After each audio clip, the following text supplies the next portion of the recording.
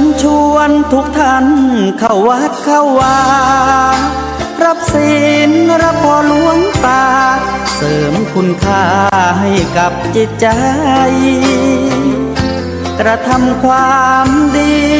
เรื่องนี้ไม่ต้องอายใครว่างจากการงานเมื่อใดเชิญชวนท่านไปทำบุญ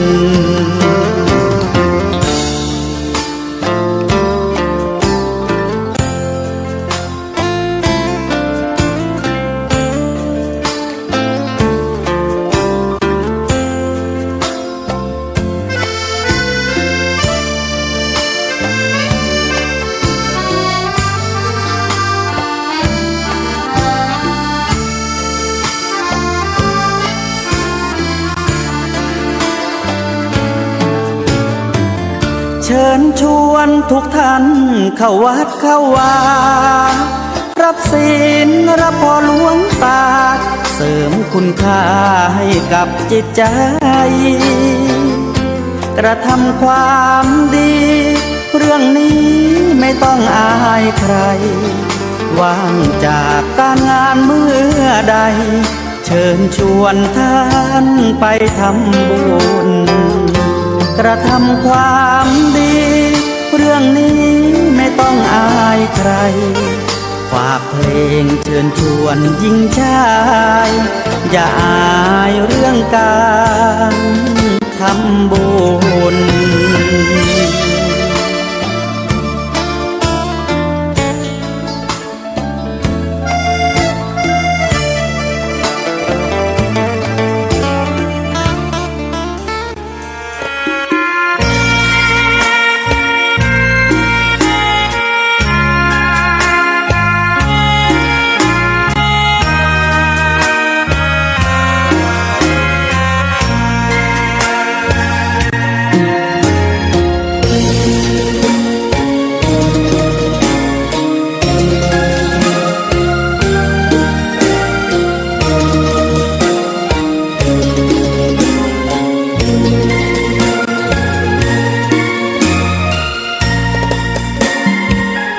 ดอกบัวดอกหนึ่ง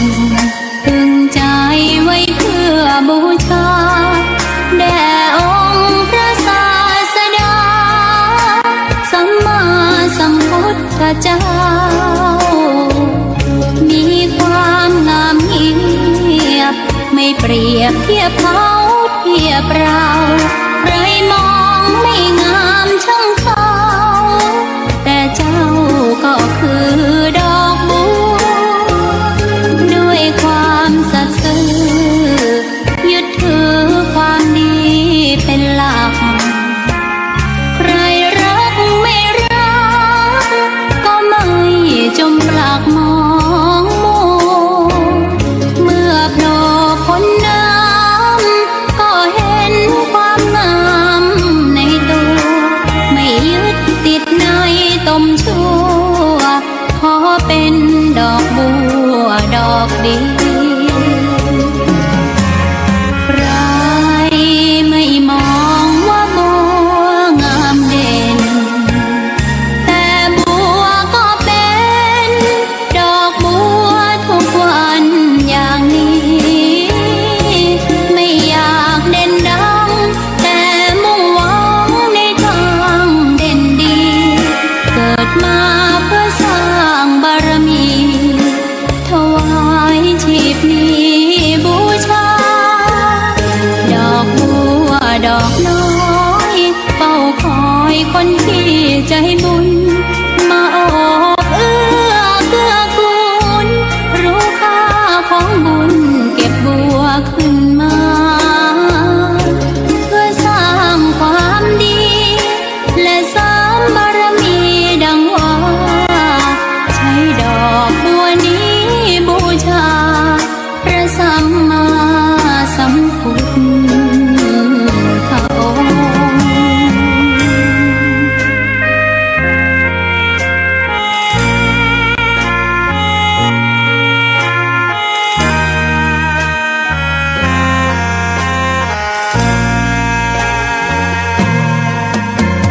ใคร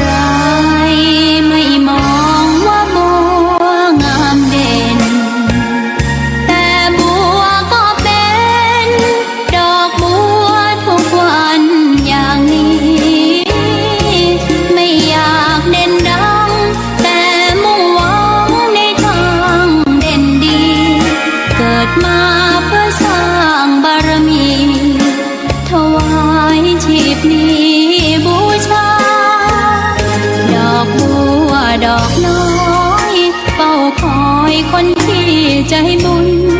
มาโอบเอื้อเกื้อกูลรู้ค่าของบุญเก็บบัวขึ้นมาเพื่อสร้างความดีและเสริมบารมีดังว่าใช้ดอกบัวนี้บูชาพระสัมมาสัมพุทธพระองค์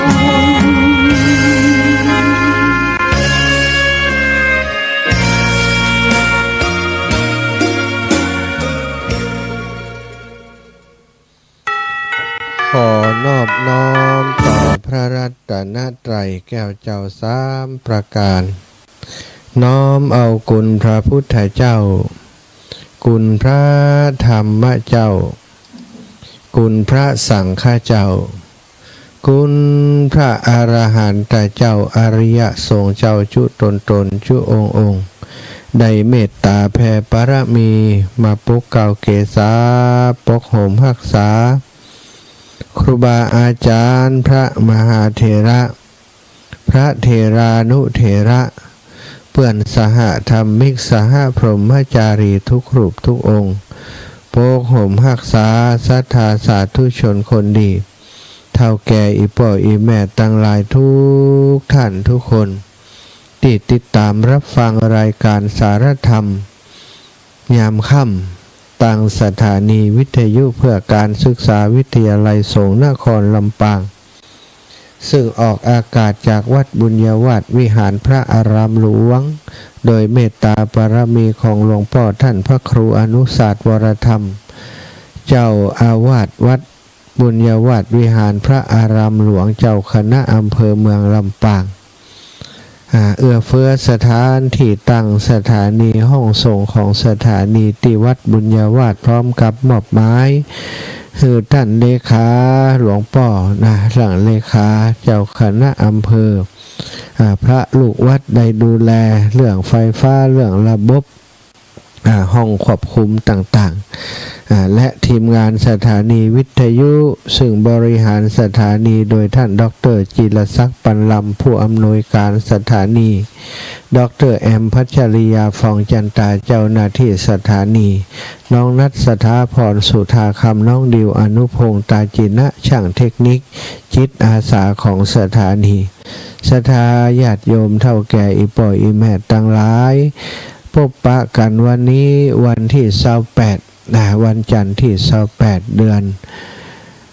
กรกฎาคมศักราชพระพุทธาได้2568พระวษา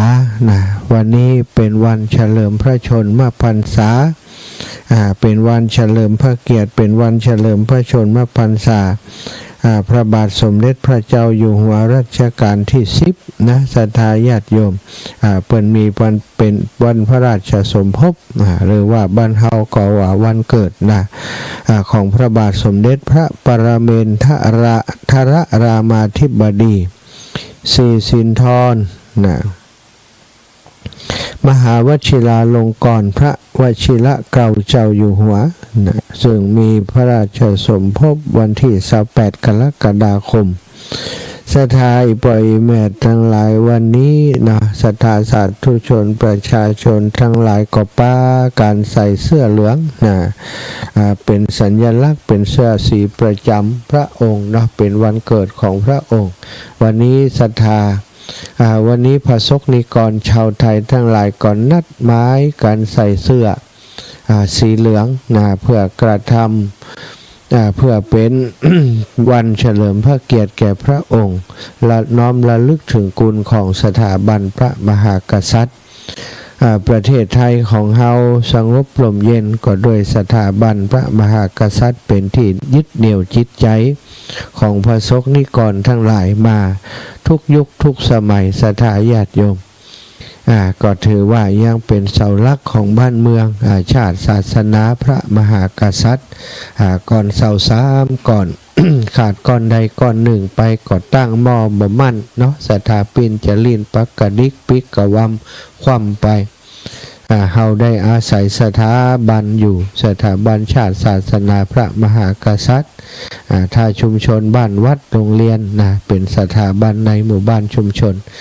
ระดับสูงระดับใหญ่ก็คือชาติศาสนาพระมหากษัตริย์ศรัทธาญาติโยมทั้งหลายวันนี้หลายๆคนก็ได้ทำบุญทำกุศลได้ทำบุญสุนทรทานได้ตักบาตรไหว้พระรักษาศีลปฏิบัติธรรมทำสิ่งอันเป็นมงคลแก่ตนนะเพื่ออุทิศส่วนบุญส่วนกุศลอุทิศนะเป็นพระราชกุศลแด่พระองค์ท่านวัดวาอารามครูบาอาจารย์เจ้าคณะพระสังฆาธิการก็เจริญชัยมงคลพระพุทธมนต์นะเพื่อถวายเป็นพระราชกุศลเช่นเดียวกันเนาะก็อนุโมทนาบุญกับทุกทนทุกท่านเนอเอาละศรัทธาญาติโยมไหว้พระสวดมนต์ทำวัดเย็น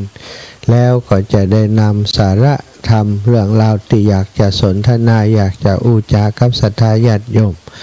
มาสนทนามาอูจาในรายการนี้19 ถึง 20 นาฬิกาพร้อมแล้วกราบพระพร้อมกันเนอกราบ1พุทโธเมนาโธกราบ2ธัมโมเมนาโธกราบ3สังโฆเมนาโธอิมินาสการเรนะพุทธังอภิปูชยามิอิมินาสการเรนะธัมมังอภิปูชยามิอิมินาสการเรนะสังฆังอภิปูชยามิอระหังสัมมาสัมพุทโธภควาพุทธังภควันตังอภิวาเทมิกราบสวากขาโตภควตาธัมโมธัมมังนะมัสสามิกราบสุปฏิปันโนภควโตสาวกสังโฆสังฆังนะมามิกราบนะโมตัสสะภะคะวะโตอะระหะโตสัมมาสัมพุทธัสสะ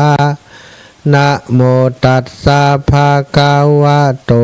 อะระหะโตสัมมาสัมพุทธัสสะนะโมตัสสะภะคะวะโตอะระหะโตสัมมาสัมพุทธัสสะพุทธังสารนังกัจฉามิธัมมังสารนังกัจฉามิสังฆังสารนังกัจฉามิตุติยัมปิพุทธังสารนังกัจฉามิตุติยัมปิธัมมังสารนังกัจฉามิ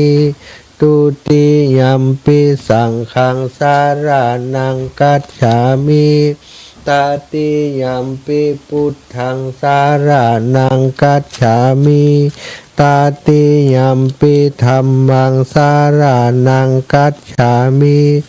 ตติยัมปิสังฆังสารนังกัจฉามิ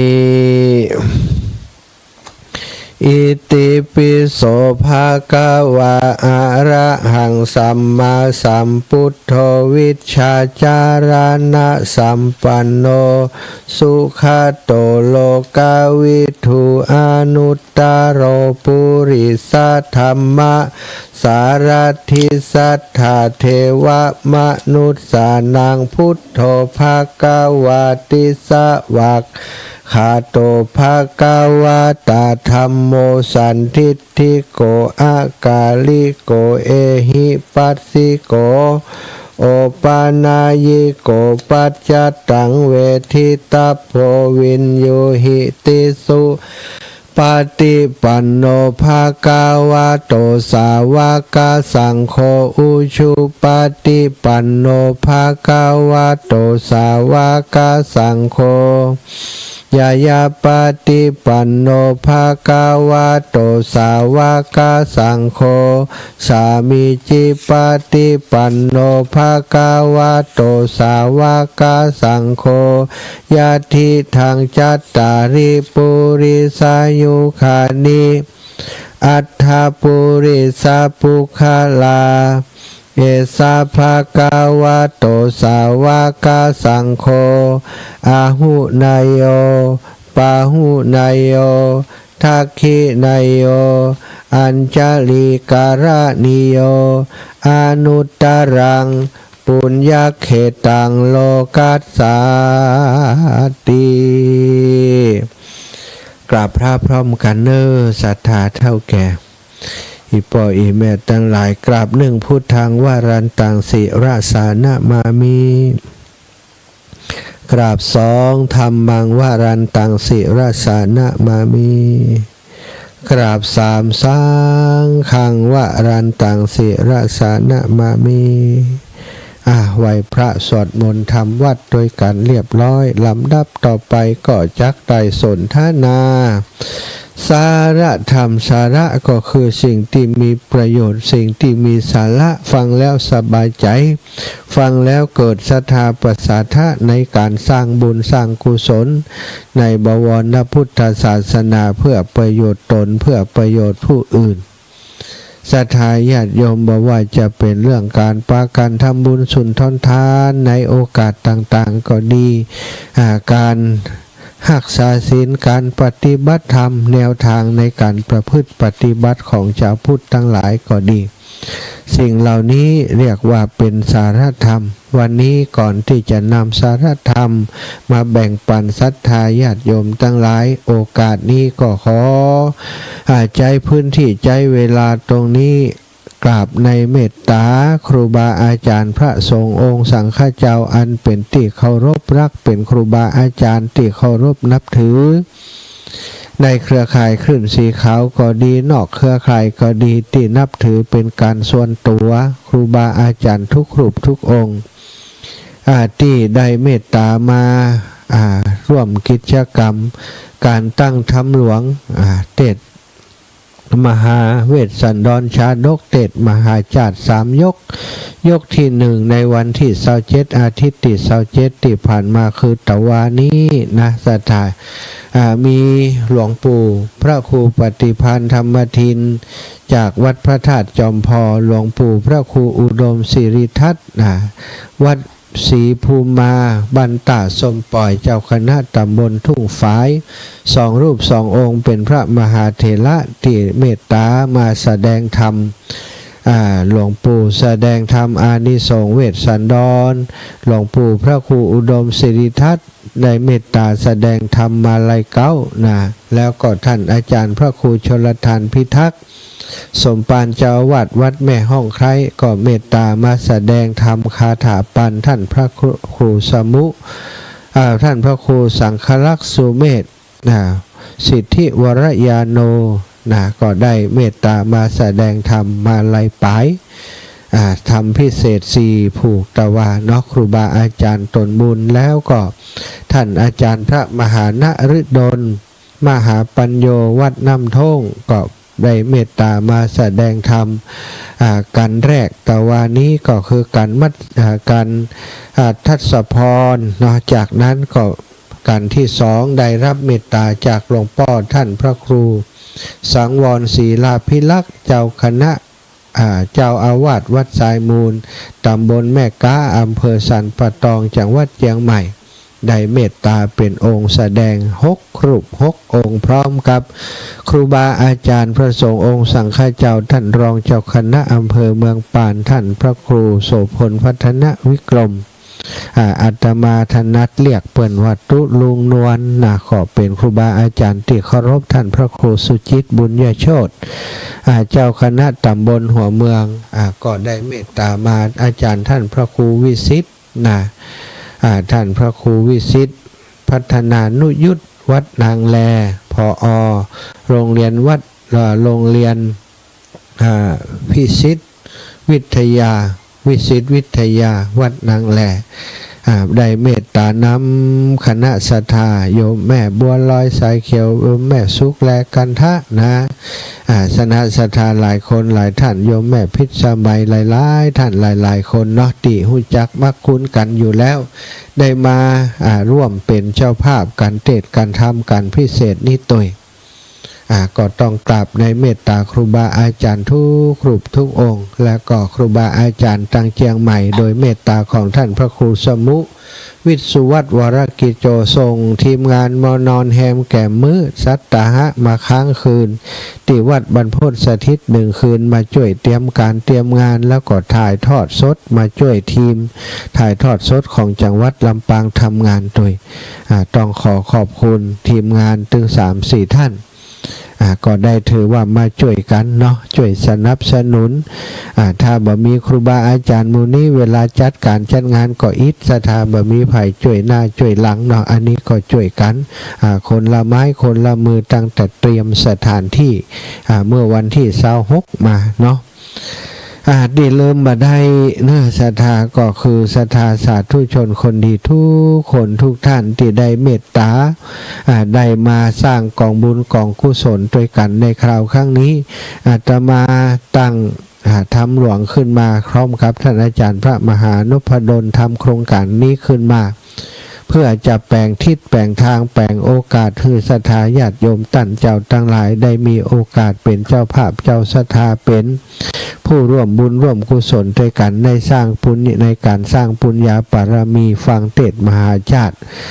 โดยกันเนาะได้ประโยชน์ตึงเปิ่นตึงตัววัดวาอารามก็ถือว่าได้ทำหน้าที่เป็นสถานที่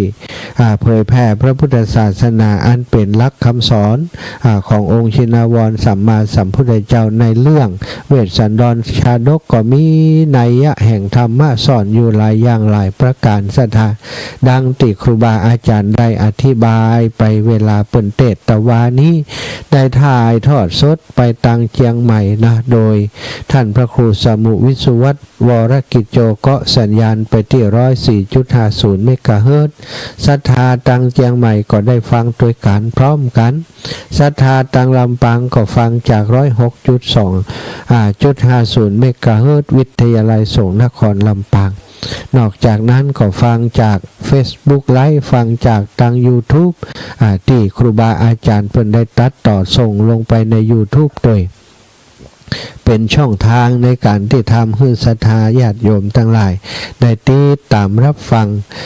การเทศน์ธรรมหลวงธรรมใหญ่คือเวสสันมหาเวสสันดรชาดกศรัทธาโดยปกติแล้วเพิ่นจะเทศน์วันเดียวจบในวันนั้น3+4=17กันแต่ว่า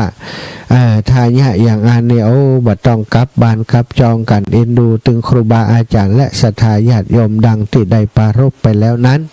เลยจัดคือเป็น3 วันนะอยู่ในช่วงพรรษาก็ถือว่ามันอยู่ในช่วงใดช่วงหนึ่งช่วง1 วันหรือว่าช่วงในการพรรษาอันนี้เขาถือว่าจัดในช่วงการพรรษา3 เดือนนี้เป็น3 ยกด้วยกันยกที่1ตะวานี้จบลงไป6 ผูกดังที่อาตมาได้แจ้งไปเมื่อสักครู่6 ผูกนี้ก็ต้องขอบคุณครับศรัทธาสาธุชนทุกคนทุกท่านที่เป็นเจ้าภาพผูกนั่นผูกนี้ด้วยกันเนาะทุกท่านทุกคนเนาะที่มาตะวาถือว่าได้เป็นเจ้าภาพด้วยกันหมดเลยเพราะศรัทธาญาติโยมได้ปักต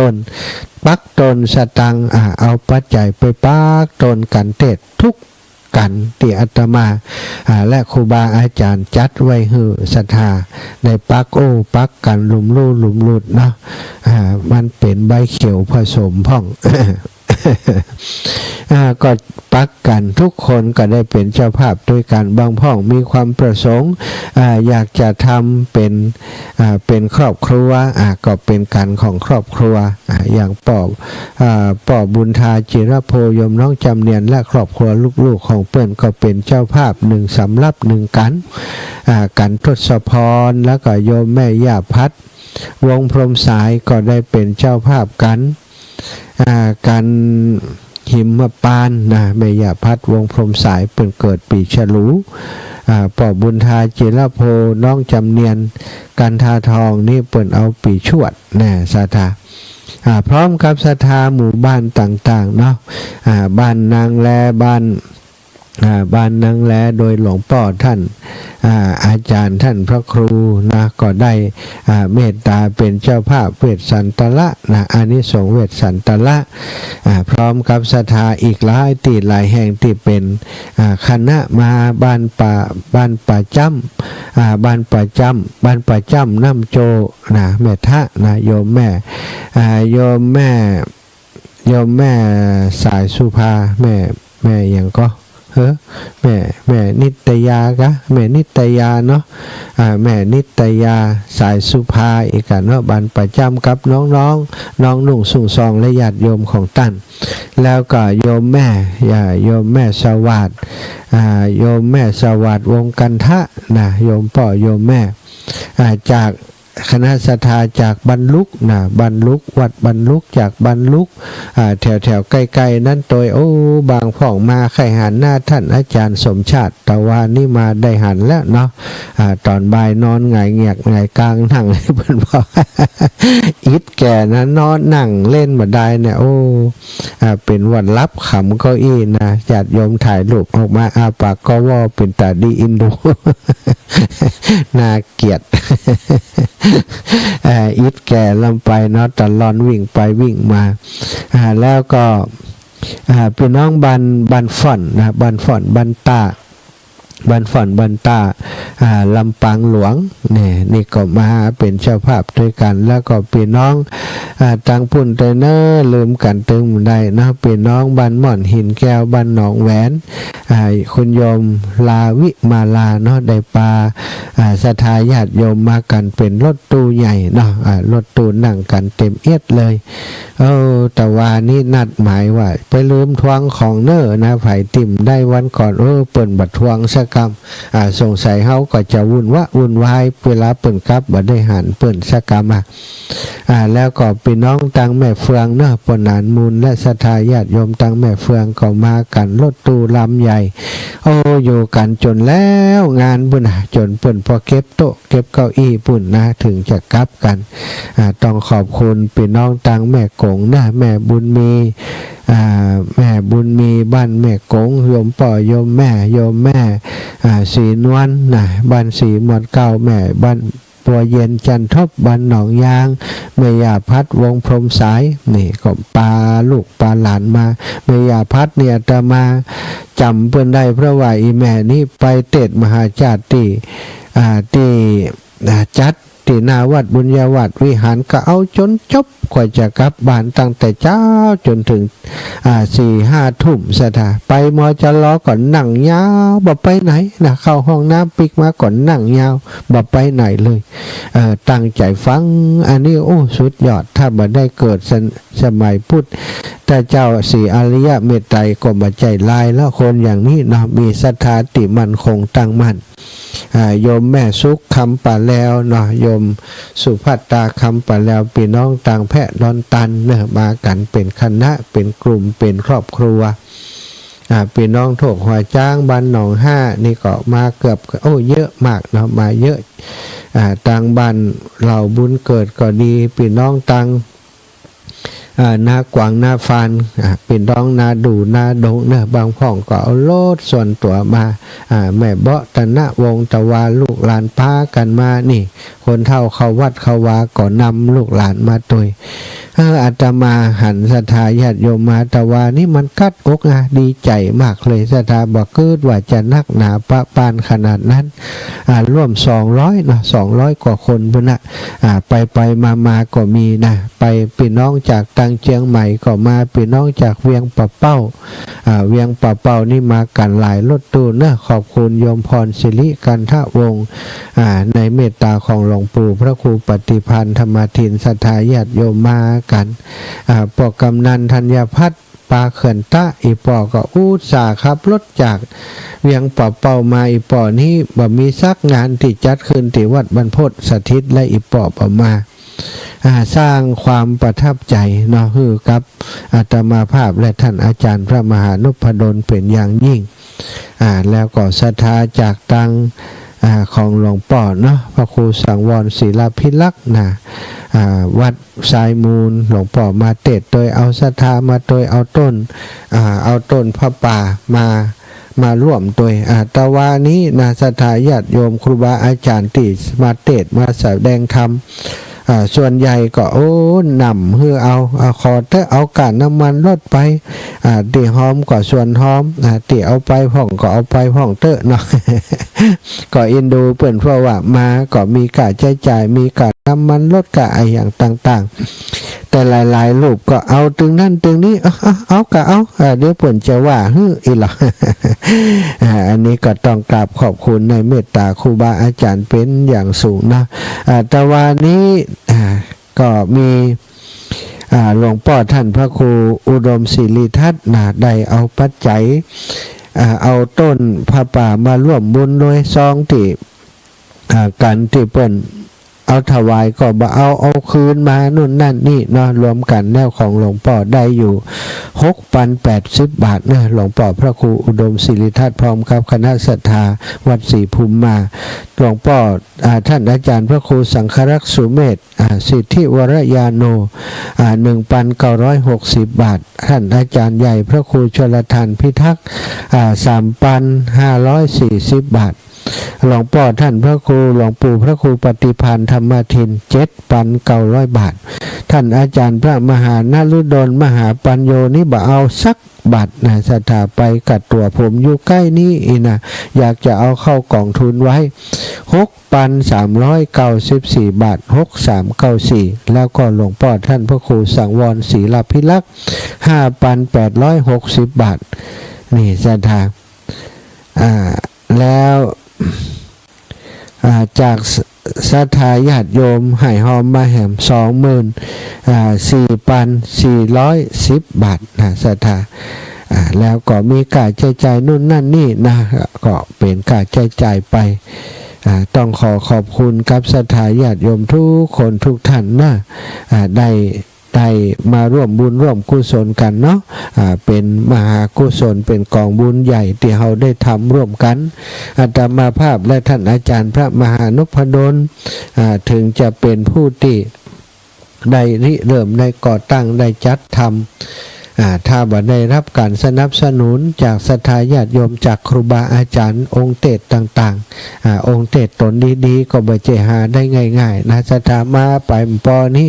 ก็เอาถวายทุกบาททุกสตางค์ก็มีบางรูปก็บังคับอย่างที่บอกนะฮับไปเหี่ยสักซองเถอะเอาเป็นกาดน้ำมันเพิ่นก็เมตตาฮับไปก็กราบในเมตตาครูบาอาจารย์เนาะแล้วก็ศรัทธาญาติโยมที่มาในบริเวณงานก็บ่ได้มาหอมเรื่องเดียวมาหอมหลายเรื่องมาหอมมันพระพุทธรูปมาหอมโต๊ะหมู่บูชาบัดเดี๋ยวนี้โต๊ะหมู่บูชานี้เกินงบแล้วเนอะได้รับมาเกือบจะ1,000-2,000ก็ของดรับสมัครรับบริจาคโต๊ะหมู่บูชาครบแล้วพอแล้วศรัทธา14,000 บาทตอนนี้ได้10,000เกือบจะ20,000ในเดือนหน้าเนาะก็จะเอาใส่กองทุนโดยไปเลยแล้วก็พระพุทธรูปศรัทธาก็ให้หอมาอาตมาก็มาเข้าในกองทุนนี้ตัววันนี้นะเจ้าภาพโยมแม่สังวานตันเปงพร้อมกับคุณโยมมนัสนันชัยรังสีนะชัยรังสีได้นำพระพุทธรูปมาถวายเป็นที่เรียบร้อยแล้วประกอบพิธีฮือเรียบร้อยแล้วก็ต่อไปศรัทธามาที่วัดบรรพตสถิตท่านลงมาที่กุฏิศาลาสิริธรรมวิพัฒน์อนุสรณ์ก็จะหันพระพุทธรูปพระพุทธชินราชองค์สง่างามพร้อมกับโต๊ะหมู่ที่ศรัทธาได้ร่วมกันเป็นเจ้าภาพมาประดิษฐานตั้งไว้ที่ศาลาปฏิบัติธรรมได้กราบได้ไหว้ได้สาเคารพนบน้อมอย่างพระพุทธพระธรรมพระสังฆเจ้ามีพระพุทธรูปสารูปปิมปากประดิษฐานตั้งไว้เป็นมังคละมงคลที่ศาลาบำเพ็ญบุญแห่งนี้โดยนำพักนำแรงของศรัทธาทุกคนทุกท่านเนอะ แล้วก็ศรัทธาญาติโยมที่นำโรงทานมาแต่ว่ามีหลายคณะคณะเนอะจากทางบ้านป่าขามตัวนะโยมแม่อุไรบ่ได้มาแต่ว่านะ อีแม่บ่ได้มาบ่ได้ไปไหนบ่ค่อยได้ก็แต่จะมอบให้ลูกสาวมาวันนี้อีแม่บ่ได้มาแต่ว่าเนาะแต่ว่าศรัทธาพี่น้องวัดป่าขามโดยครูบาอาจารย์ตุลุงตุอาวติ๊กสมปานเจ้าอาวาสวัดป่าขามก็ได้ฮือศรัทธาญาติโยมมาออกโรงทานมาทำโรงปานอาหารตามสั่งทำข้าวพัดบริเวณงานเลยอุ่นๆร้อนๆได้กินกันแล้วก็โรงทานก๋วยเตี๋ยวเตี๋ยตมาภาพฮือลูกศิษย์ลูกหามาประกอบมาทำที่นี่ก็มีคนสนับสนุนช่วยเป็นเจ้าภาพด้วยกันมาโรงทานก๋วยเตี๋ยวตะวานี่500-600 ถ้วยศรัทธาโมดแซดเหมือนกันแล้วก็อย่างอื่นอีกเนาะครอบครัวของแม่ย่าพัดวงพรหมสายเอาข้าวเหนียวข้าวหนมเส้นแห้งเนาะมาแหม300-400 ห่อแล้วก็โยมน้องสมจิตอินทรวิจิตได้นำโรงทานมาหลายอย่างด้วยกัน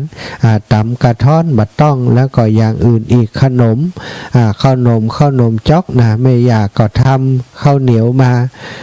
แม่ย่า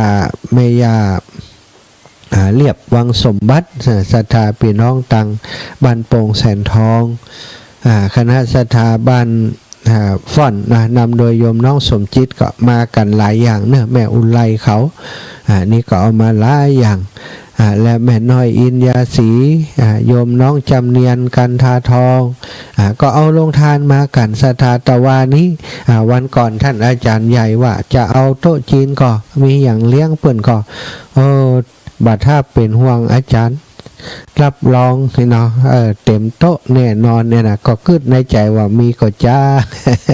โอ้ปรากฏว่าเต็มโต๊ะแต่เนาะศรัทธาญาติโยมตะวานี่อาหารเมืองช่วงนี้หน่อไม้อาละวาดและหน่อไม้ก็มีห่อนึ่งก็มีปลาจอมสะพะอย่างที่เป็นอาหารเมืองเนาะศรัทธาเอามากันเป็นที่ถูกอกถูกใจครูบาอาจารย์ที่ได้มาฉันตะวานี้ขอบคุณคณะขอบญาติโยมจากสันติภาพเนอะโยมแม่สาลีทองสอนโยมแม่หอมเถินบุรีคุณโยมบีจืดแต่เปิ่นนี้ปัดได้จำเนาะห้องเปิ่นโยมบีแล้วก็ทีมงานของเปิ่นเนาะเอากับข้าวเปิ่นทำลาบหมูลาบขว้าเนี่ยลาบขว้าแล้วก็ข้าวสวยมาถวายหลายท่านหลายคนที่เอาโรงทานมาตั้งเวียงเป่าก็เอาขนมเอากะหรี่ปั๊บโยมเบิ่มกับอาตมานี่เป็นโรงทานนั้นเดี๋ยวก่อนเด้อเป็นห้องอย่างก็กาแฟสมุนไพรกาแฟตู้ถ้าเปิดหยอดเหรียญ10 บาทอันนี้ฟรีบาทเก็บตังค์ก็เอากาแฟมาเป็นโรงทานแต่ว่านี้อีกเยอะแยะเนอะสถานที่บ่ได้ถึงกล่าวถึงทุกคนที่มาร่วมงานตะวาห่อเข้ากันมาเอากับข้าวกับปลามาถวายครูบาอาจารย์ขึ้นโต๊ะครูบาอาจารย์มดคลื่นสีขาวครอบครัวของหมู่เฮาไปที่ไหนบ่ค่อยได้ลำบากคนอื่นส่วนใหญ่จะห่อเข้าไปกินเองแล้วก็เพื่อคนอื่นตัวกินเองนี่อิ่มได้2 คาบพุ่นเนาะที่ห่อมาแล้วก็มอบเพื่อคนอื่นไปก็เช่นเดียวกันจึงบ่ได้เป็นภาระกันและกันอาหารจึงเพียงพอเนาะเพียงพอถือว่าพอดีอิตนาภัยที่บ่ได้กินนี่ก็ตึงงึดเหมือนกัน อาจจะมีเนาะที่เปิ่นบัดถูกปากหรือว่ากินเจขอบคุณทุกคนทุกท่านนะบ่ได้ชื่อนามภัยก็อย่างใดก็ดีหันหน้าหันตากันแล้วก็ชื่นใจดีใจละท่านมาแล้วก็ถือว่าได้รับความขอบคุณจากอาตมาและท่านอาจารย์พระมหานพดลสุวรรณเมธีขอบคุณไปยังท่านนายกเทศมนตรีเทศบาลเขลางนครเนาะท่านนายกไพฑูรย์แก้วทองพร้อมครับชมรมดนตรีพื้นเมืองของสูงวัยผู้สูงวัยชมรมผู้สูงอายุ เทศบาลเขตลางนครโดยนำโดยท่านประธานซึ่งอยู่วัดบ้านสันติภาพเนี่ยเนาะแล้วก็คณะวงเปิ่นมากันเองสถาจะบำรุงเปิ่นต่อใดนะในคณะเปิ่นว่าโอ้บ่เอาตั้งใจมาช่วยท่านอาจารย์ใหญ่พระมหานพดลก็เกรงใจเปิ่นแต่ว่าเพราะบ่มีเวลาคือเปิ่นเล่นต่อเนื่องความจริงคณะเปิ่นเล่นม้วนสถาดนตรีพื้นเมืองเปิ่นก็มาฝึกเอากันตอนที่อายุนักนี่นะเปิ่นมีครูบาอาจารย์สอนเปิ่นเล่นเข้ากันได้ดีมากแม่กาบแก้วสีอินแก้วก็ร้องเพลงม้วนแต่ว่าดูแลเทคแคร์เปิ่นบ่ดีเนื่องจากอันใดก็ดีอันใดเนาะคนนักคนหลายคนนั่นก็จะเอานั่นคนนี้ก็จะเอานี่วิ่งไปวิ่งมางานแบบลูกทุ่งสถาบ่ได้มอบหมายให้ไผคนนั้นทำอย่างคนนี้ทำอย่างก็มันบ่มีทีมงานอย่างอันเนาะก็วิ่งไปวิ่งมาคนเดียวโตโลไปโตโลมาขออภัยถ้าการต้อนรับขับสู่ดูแลบัดทั่วบัดถึงบัดได้ตักบัดได้ตายอย่างใดก็ต้องขอสู่มาอภัยเป็นอย่างสูงเนอะพี่น้องตาเขาน้อยแต่ว่านี่ปะกันข้ามปะหมูมาก็จ้ะ พี่น้องตาเขาน้อยหลายตีหลายแห่งเนอะศรัทธาพี่น้องบ้านแรงสีปิดาก็คงจำได้มาเตือแต่ว่าบ้านอื่นบางคนเพื่อนก็จะเลือกมายกที่สองยกที่สามก็ว่ากันไปมันเป็นอย่างเนอะนี่ก็เป็นเรื่องราวของตาวาต้องขอขอบคุณเป็นอย่างสูงเรื่องราวของวันนี้เอามาให้อนุโมทนาวันนี้ครอบครัวของแม่สังวานตันเป็งคุณโยมมนัสนันชัยรังสีได้นำพระพุทธรูปมาถวายไว้ที่ศาลากุฏิธรรมวิพัฒน์อนุสรณ์เป็นพระราชกุศลกับพระเจ้าอยู่หัวรัชกาลที่10โดยสถาคณะของเปิ่นก็มากันหลายท่านหลายคนเนาะท่านคุณมนัสนันชัยรังสีนั้นเปิ่นเป็นประธานสตรีเทศบาลเขตลางนครพร้อมกับทีมงานของเปิ่นก็เยอะมากันหลายตีหลายแห่งมาจากหลายตีหลายแห่งโดยคุณท่านประธานอสมคุณโยมแสงดาวจันทบลูกของแม่ย่าบัวเย็นจันทบก็มาซึ่งเป็นสะพานบุญโดยเป็นผู้นำบุญมากันพี่น้องบ้านสีหมวดเก้าโดยทุกคนทุกท่านที่มาวันนี้เนอะได้มาร่วมบุญร่วมกุศลกันขอบคุณป้าแก้วยายติ๊กที่มาช่วยทำความสะอาดมาเก็บกวาดที่ศาลากุฏิธรรมวิพัฒน์อนุสรณ์อีกรอบหนึ่งสำหรับวันนี้นะอันนี้ก็ถือว่าขอบคุณครับการมาช่วยการช่วยงานถ้าบ่มีคนเฮาทุกคนเนาะบ่มีพี่มีน้องบ่มีเพื่อนพ้องน้องพี่กึดการใหญ่กึดเงินใหญ่คงเปลี่ยนไปบ่ได้คงจะบ่สำเร็จแต่ว่านี่จบกันลงไปเนอะสถาเอาละเนาะสำหรับยกที่2วันที่24เดือนหน้าเนอะไผที่เกิดปีขานปีเถาะมาลงมาเสงมาเมียมาแม่เตรียมตัวไว้กะยกที่2นี่ม่วนพ่องนะทันนะการวันนะประเวทชูโชคจุลพลมหาพลกุมารตนเตศนี่โอ้โหสุดยอดทั้งนั้นนะการทันนะการพระอาจารย์นะลงชัยจากแก่โฮม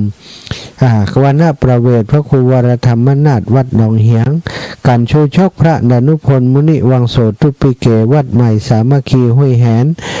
จุลพลพระอธิการเสวตปัญญาเวชิโลวัดดอนชัยมหาพลพระธนพลพิมพ์พระศิริวัดดอนแก้วอันนี้ก็ตนเตศของวิทยาลัยสงฆ์นครลำปางเหมือนกันจากนั้นก็กันกุมารอันนี้สั่งตรงมาจากเวียงป่าเป่าพระครูประหลัดนัทพงศ์ทิตะอุทธศิริเนาะตำบลเวียงกาหลงเวียงป่าเป่าเจียงไฮ้เป็นองค์แสดงเดือนหน้าพบกันศรัทธาเอาวันนี้ห้ามก็ขอบคุณผลมดเวลาเสร็จแล้วนี่เนาะศรัทธาญาติโยมในก็ก็นำสารธรรมมาฝากแห่มสักน้อยสัก 4-5 นาทีเนาะศรัทธาญาติโยมเอาอย่างมาฝากดีเนาะเอาเป็นเรื่องของสิ่งที่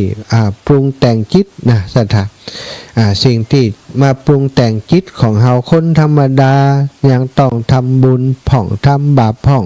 เพราะจิตของเฮาต้องการทำแม้บางคนจะบ่ต้องการทำบาปแต่ก็ต้องทำลงไปเพราะว่าสู้แรงกระตุ้นภายในและสิ่งยั่วยวนภายนอกบ่ไหว เมื่อทำความดีก็ต้องการผลดีตอบแทนแก่ตนทั้งหมดนี้รวมลงในข้อธรรมว่าปุญญาภิสังขาร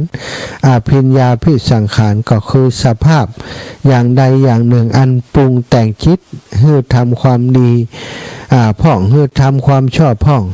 ในการทำการพูดต่างๆนั้นคนสามัญมีเจตนาให้เกิดผลแก่ตนเป็นเบื้องต้นต่อไปก็ให้เกิดผลแก่คนอื่นความหวังอันนี้จะว่าเป็นความเห็นแก่ตัวก็ได้เพราะความหวังความสุขเข้าสู่ตัวก่อนถึงจะแบ่งให้คนอื่นแต่พระอรหันตเจ้าทั้งหลายท่านมีบุญเต็มเปี่ยมแล้วบ่ต้องการบุญอื่นอีกบาปนั้นท่านก็บ่ทำอย่างเด็ดขาดอยู่แล้วบุญท่านก็บ่ต้องการอีกแล้วบาปท่านก็บ่ทำเพราะฉะนั้นจึงได้นามว่าผู้ละบุญและบาปเสียได้แล้วคือพระอรหันต์จิตที่ประกอบด้วยความกลัวบ่มีแก่ท่านผู้เป็นเช่นนั้นก็คือพระอรหันต์ท่านเป็นผู้ตื่นแล้วจากความลับความลับคือกิเลสตื่นอยู่เป็นนิดตื่นโดยธรรมตื่นโดยความรู้ความตื่นโดยความเบิกบานความกลัวเป็นมารร้ายทำลายความสุขของบุคคลความกลัวเช่นนั้นบ่มีแก่พระอรหันต์ความกลัวเกิดขึ้นในใจคนเมื่อใดเมื่อนั้นความสุขสงบความสงบสุขก็จะหายไปทันทีมีแต่ความทุกข์ความกังวลเข้ามาแทนที่เหมือนเมื่อแสงสว่างหายไปความมืดก็คืบคลานเข้ามาทำฝ่ายกุศลอันพระพุทธองค์ทรงแสดงไว้ในที่นี้ก็คือความเป็นผู้มีจิตมั่นคงการรู้แจ้งธรรมรู้แจ้งพระสัทธธรรมความเลื่อมใสอันดีความเป็นผู้มีจิตปราศจากราคะปราศจากโทสะและก็และการละบุญบาปได้คือผู้ที่จะหลุดพ้นจากความทุกข์การร้อยรัดของกิเลสตัณหาทั้งหลายเมื่อจิตของเฮายังมีการปรุงแต่งอยู่ก็ขอให้ปรุงแต่งไปในทางที่จะละบาปบำเพ็ญบุญสร้างกองบุญกองกุศลแก่ตนแก่ผู้อื่นเฮายังบ่เป็นพระอรหันต์เตื้อศรัทธาญาติโยมยังมีความหันแก่ตัวบ่นักก็น้อยก็พยายามก่อยขจัดออกไปตราบใดที่เฮายังเป็นปุถุชนก็ธรรมดาของปุถุชนก็มีความฮักตัวกลัวตายมีความกังวลเรื่องนู้นเรื่องนี้ก็ต้องฝึกฝนให้เฮาคลายความกังวลต่างๆออกไปทุกวันถึงบ่ได้เป็นพระอรหันต์ก็ขอให้เข้าใกล้ได้อยู่ใกล้อยู่ชิดกับพระอรหันต์กับแนวทางที่จะทำไปสู่ความหลุดพ้นจากกิเลสต่างๆได้จากหนังสือทางแห่งความดีเล่มที่1โดยท่านวสินทร์อินทรสละสรุปลงมาส่งข้อความมาโดยพ่อครูประสงค์เทพศิริสถาญาติโยมอนุโมทนาบุญกับโยมพ่อและก็คุณวสินทร์อินทรสละครูบาอาจารย์ประเรียนธรรม9ประโยคเป็นนาคหลวงเป็นคนเก่งเป็นบัณฑิตราชบัณฑิตจยสถานคนนี้เก่งมากเนาะศรัทธาเอาละศรัทธาญาติโยมได้อนุโมทนาบุญขอบคุณและนำสารธรรมมาฝากในวันนี้วันที่28คือกับศรัทธาญาติโยมทุกคนทุกท่านนะ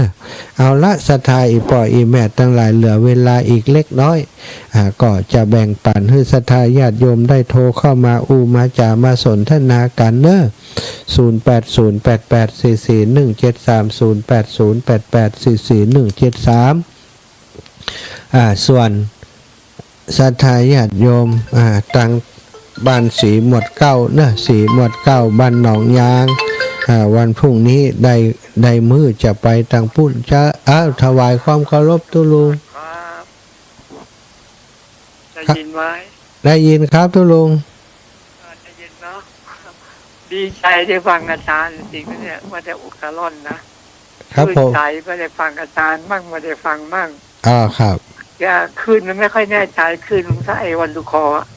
ครับอันนี้วันลูกคออาจารย์ครับผมพอไหวขอบคุณนะครับตุลุงครับครับถวายความเคารพครับตุลุงกิจพุทธอุทยานเชียงใหม่เจริญพร ผมแฟนพันธุ์แท้ แฟ ครับ นปันเทมาอีกเดียวมาได้ข่าวว่าเดือนหน้าจะมา ทางวัดท่านนี่เตะทำตั้งทำหลวงนี่ยิ่งใหญ่ครับเนาะ โอ้ยิ่งใหญ่มาเนอะเดือนหน้ามาเนอะ โอ้ม่วนขนาดเลยครับเนาะ ม่วน ฟังตลอดเลยครับเนาะ เดือนหน้ามาเนอะ วัดฝ่ายหินก็ไปถ่ายทอดแล้วครับ มากะ น่ากะโอ้เนาะ อืม ลงมากำลังใจนะครับ สา เนาะ ธุสาธุ ครับ ครับ โอ้หน่อนี่ม่วนจ้ะแฟนพันธุ์แท้เจริญปอนแม่สุแก้ว เจ้ากลับไว้สาเด้อท่านพระมหาเจ้า แต่ว่านาขออนุโมทนาบุญโดยเด้อโอ้บุญใหญ่บุญหลวง โอ้ได้ฟังโดยโอ้ยอนุโมทนาบุญขอเป็นบุญเป็นกุศลต่อครอบครัวขึ้นสีขาวตั้งหลายหมดเด้อ สาธุ เจ้ากลับไว้สาเด้อสาธุสาธุเจ้า อันนี้ก็ร่วมเป็นเจ้าภาพมาเหมือนกันแม่สุแก้วสอนศรีนุสรศิลพรศรีเตี้ยบันหงละปูนนะตังละปูนต้องจอมตองได้ยินแล้วเนาะโยมแม่ลาอ่อนโยมแม่แม่ลาอ่อนอยู่ขวางเปาตังขวางเปาตังจอมตองก็ฟังกันเยอะฟังกันหลายเนาะศรัทธาญาติโยมตังเชียงใหม่ก็หลายพื้นที่ติเปิ่นก็ฟังกันแต่ส่วนใหญ่อยากจะให้คนใหม่เปิ่นโทรอีหล่ะเปิ่นบ่ค่อยได้โทรกันเจริญปอนแม่ เจ้าไว้สาเจ้า จ้า คุณโต๊ะพระเจ้าตะพุ่น ตกเป็นระยะโยมแม่ แม่ขอโต๊ะอยู่เนี่ยตั้งแต่เป็นตอนนะมันเนี่ยตลอดเดียวเนี่ย ตั้งปุ่นนี่ฝนนักอยู่นะตอนน้ำเข้าตั้งแม่แตงมาเนี่ยมันเดี๋ยวนี้ น้ำท่วมหลายปีเนาะ เจ้าอีแม่ แม่ขอเป็นกำลังใจให้เนอะอนุโมทนาบุญด้วยเนอะ เจ้าได้เลยเอาฮือโมดะเลอบุญนะเจ้าไว้สาเจ้า สาธุเจ้าบักเก็บไว้เอาปั่นกันหมดโอ้โยมน้องจำเนียนกันทาทองจำเนียนมีอะไรเอาโทรมาแถมใหม่เนอะแต่ว่าไม่อยากมาก่อนเนี่ยไม่อยากแก้วโทนาบุตรนี่เหมือนครับบาหันไม่อยากแม่จันสมเซนทองหลังก็มาเนอะแต่ว่านี่นะไม่อยากจันสมก็มาเดี๋ยวไปได้อู้กันดิคนหนักล่ำไปแม่ยายพรแม่ยายเพลินแม่ยายพรการเจ้า โอ้ เดี๋ยวว่าฟังไปถ่ายขอดแล้วเหมือนอ่ะ ม่วนจ่ายตังค์มาจิ้มเนอะกาดเทศเนอะหลักฟังเปิ่นฮะจ่ายมาจิ้มกันเทศเตอะหน้าจ่ายกันเทศเมื่อก่อนว่าฟังจนจบสาธุขอบคุณยายพรกำลังใจอีกหนึ่งแม่ลุนเตยาโยมแม่เจ้าไว้สาเจ้าพระสันเจ้าเจ้าให้ยินจัดดีแม่ว่าเลยน้ำไหนก็จันกับเจ้าออกอากาศนั่งได้ยินแต่ว่าฟังยังได้ยินน่ะลำปางก็ออกลำปางพวกก็ฟังกันทุกๆร้อยแม่ได้ยินอย่างได้อันนี้ตีวัดนั้นอย่างก็วัดบุญยวัดนี่ก็เจ้าบุญยวัดอ่ะก็ออกตั้งแต่9 โมงไปละลูกตั้งแต่9 โมงฟังไหนกันได้เรียนวิทยุได้ความแล้วง่ายมาอยู่เลี้ยงไปให้อยู่ลำปางเด้อเจ้าสาธุเจ้าตัวหนาฝันกันคนน้อยแม่น้อมสุภาวงศ์วันผูกจะไปเชียงใหม่ลำปูนไปนี่อย่างเจ้าปนานดีเจนะกะไปงานศพได้กะ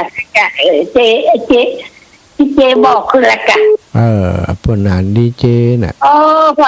อ YouTube วัดที่พุทธมีแต่พุทธฐีฐานแล้วเด้องานแล้วม่วนก็ม่วนจ้ะม่วนก็มากะมาหากันห้องกะมันไปได้ลำไยกันเน่าเบิ่งเนี่ยกากระถูกก็เหมือนกันอย่างน่ะเอาละได้ขายก็ยังดีเด้อคุณจ่ายเพิ่นมาช่วยเพิ่นกำลังมาช่วยกันเนาะได้มาละหันเขาซื้อกันอยู่ สาธุนะแม่ย่าเจ้าสาธุเจ้าแม่เพนน่ะลำพรุนว่ายังไดแม่เพนแม่เพน เจ้าค่ะจ้า เจ้า มันฝนตกมันบ่ทันได้ยินที่เลยเจ้า เดี๋ยวนี้กะ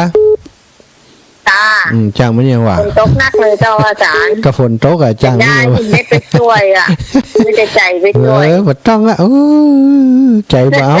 เอากลางกายมาช่วย พวกงานมันติดงานนะอาจารย์ เอายก มีแต่คนจองตัวเลยนะ ยกสุดท้ายต้องมาถ้ามานี่เกียรติ เจ้า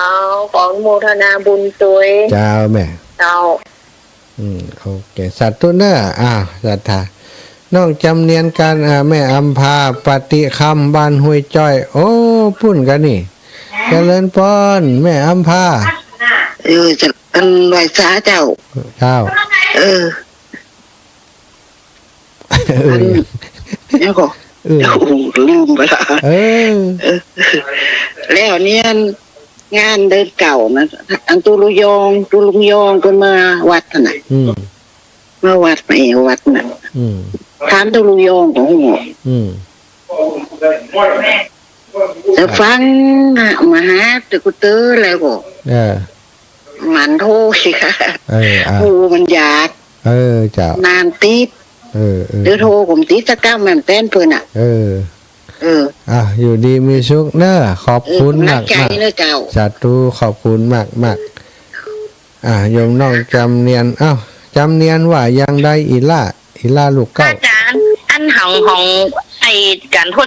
อันพรแต่ว่าได้ตัวใดก็น้องอย่าไปซื้อเลข ฮะ ได้ตัวใดก็น้องอย่าไปซื้อเลข เดี๋ยวกันเนอะ52164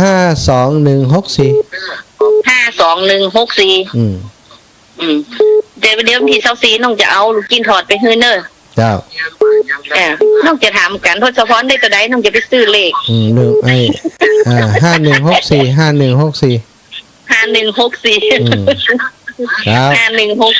ครับเจ้าสาธุเจ้า แล้วพี่24จะเอาลูกกินไปฮื้อเนอะ โอเค ลูกกินถอด โอเค เจ้าลวดลากับเนียนเนอศรัทธาญาติโยมแม่บัวลอยชัยสวรรค์ได้ยินไปถึงพุ่นกะ เจ้าได้ยินอยู่เจ้าจัดเป็นอย่างดีเจ้า ดีกะบุญรักษา อีแม่บ่ได้ทำบุญตัวในรุ่นนี้นะเดี๋ยวก่อน มัน2 ยกแหม2 ยกก่อนต้อง 3กันอย่า3ยกเป็นหยังแม่นั่นอย่างก็ตอนนี้ผู้ชนเป็นกระเพาะแล้วก็อยู่โรงพยาบาล โอ้ยพ่อนะ ยุ่งกันเจ้าอยู่โรงพยาบาลไหนฮะบ้านแม่สวยกะตอนแรกไปเวียงกับเป้าเป็นเอ็กซเรย์มีอย่างสักยังแล้วก็มากินข้าวแล้วมันเทียบขึ้นอกเนาะเทียบขึ้นอกเอาไปโรงพยาบาลบุกเอาไปอันเนี่ยเทียบเอ็กซเรย์แล้วช่องกล้องยังไป60,000 ปลายนะทางนะกำนันก็หัวลำไส้แกถ้าเป็นอย่างอื่นจะทะเลาะปอกเปลือกอีเนาะแล้วเดี๋ยวนี้ลำไส้แบบนี้แล้วก็เจ็บแล้วเอาไปนอนโรงพยาบาลไม่ถูกคุณเอาไปกินข้าวกินอย่างเจ้าถ้ามีโอกาสไปปุ่นจะแวะไปหาเนอะสาธุเวลาหมดเวลา